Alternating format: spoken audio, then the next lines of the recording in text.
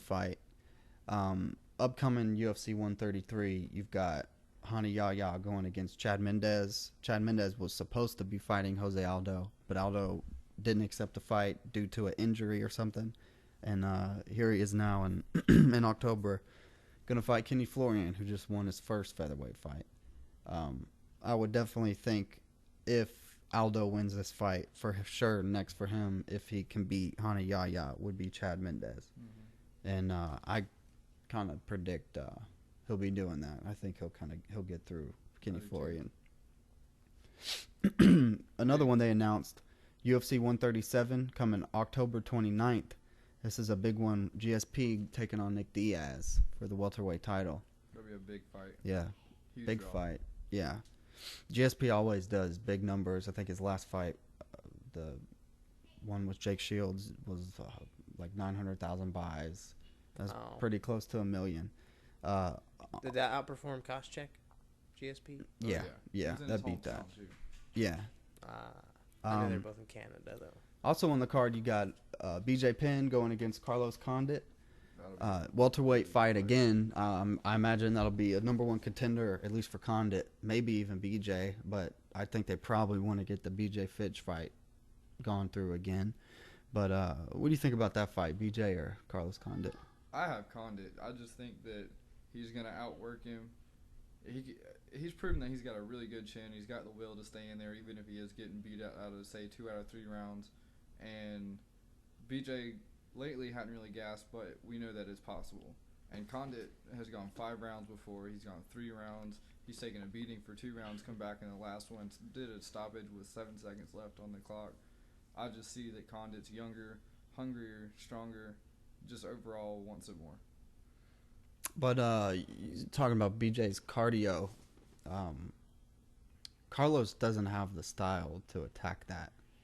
I mean, he's a grinder, as in he strikes you, but BJ's a striker as well. What you mean? You think on the feet, Carlos would handle him? It really just, I mean, he's gonna have reach on him too, and that fight, it really just depends. BJ's a great striker. He can sit there and he can trade, and we all know BJ's got a great chin. He doesn't show any damage at all, and I don't see Condit being able to really finish it. I don't see either one finishing the other one. I see maybe a split decision or unanimous decision going towards Condit. Yeah, that's definitely going to be it. To me, that's one of the best fights that's coming up. That's such a good fight. On that card also, you got a heavyweight scrap. Czech Congo coming off that crazy comeback knockout over Pat Barry, going against Matt Mitrione. Definitely a big step up for Mitrione. Something he's wanted. I think he's been calling him out for a while. That's going to be an awesome fight and an awesome card. And upcoming on November 5th, we've got UFC 138. Headlining that is going to be the first 5-round non-title fight between Chris Lieben and Mark Munoz. What do we think about that? I see that's going to be Munoz's fight just because he's a wrestler and either one can knock each other out. But if it goes past the 3rd round, Munoz is already going to have the cardio to at least be able to maintain some sort of stability in that kind of range. And Lieben's never done something like that, at least to me. He's proven he can go 3 rounds, but he kind of gasses. Yeah. And Munoz is used to stuff like that with the wrestling already, and then I think that he'll be tired, but he's just going to be the better performer and something like that. I don't see it going past the 3rd round either. What do you think about the fight, the matchup? It's bad for Lieben as much as I want to see him continue on his tear after that awesome win over Vanderlei. I think Munoz will have it. Will out-wrestle him, grind on him till his cardio's gone. I don't think he's going to knock him out. I still think that Lieben's got a good enough chin to hold up against that. He got knocked out most recently by Brian Stann, but he said himself he underestimated him. He went in there sick. Excuses aside, Brian Stann hits really hard. I don't think Munoz hits as hard as he does. So. Yeah, that's going to be a good fight. I think that Munoz can knock him out, but his technique's not going to allow him to. I don't think his technique's there yet. The power is definitely there. Yeah, I agree. I mean, I think the worst thing that could happen for Lieben is to get taken down in this fight. Yeah. I mean, he's good off his back. He's active, but that space that he needs is the same space that Munoz needs to drop his bombs. He'll hit your body, and I mean, and you can't defend that. If you're getting slammed in your body and your head, and his ground and pound is so vicious. If you get in that position, it's trouble, and he's done it to everyone he's faced. Everyone he's got in that position, it's been bad. But I kind of think, Lieben has a shot. Hamill knocked Munoz out cold. We saw him take shots against Okami, and he could definitely get him. So, what are your thoughts on the just having non-title main events as 5 rounds? What do you think about that? I'm iffy about it, man. Like, I don't know whether or not it's going to be a good thing, because it could take away the value from a title fight, or if they go and change the title fight to maybe 7 rounds, that's even better. Yeah, I think that's But they haven't mentioned anything like that right at the moment. So right now, it's really going to be a filling out process if it's going to be good or not, and we'll just have to see. And that would be a huge thing for the big change commissions. And I mean, if the UFC wants that, or Zuffa wants that, to change the title fights to 7 rounds, I think that's just it would be awesome.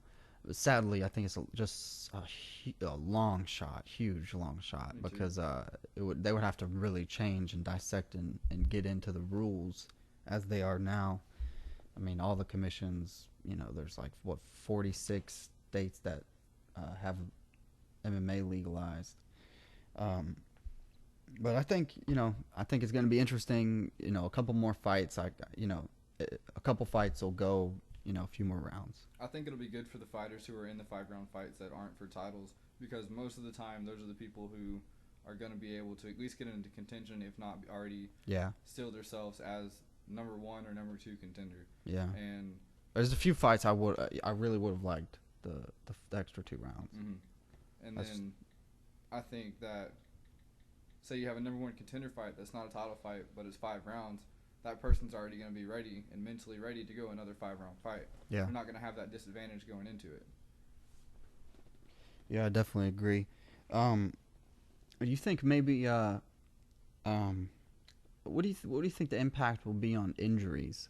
Do you think maybe training for more rounds might lend themselves to get injured more? I don't necessarily think that in training injuries are going to go up, but more so in the fights. Yeah. Because now they're, as far as a fighting perspective, you're going to train as hard for a 3-round fight as you are a 5-round fight. It's just how much you want it and whatnot. But in the actual fight, the longer that you're fighting, the more time you have to hurt yourself and sustain an injury.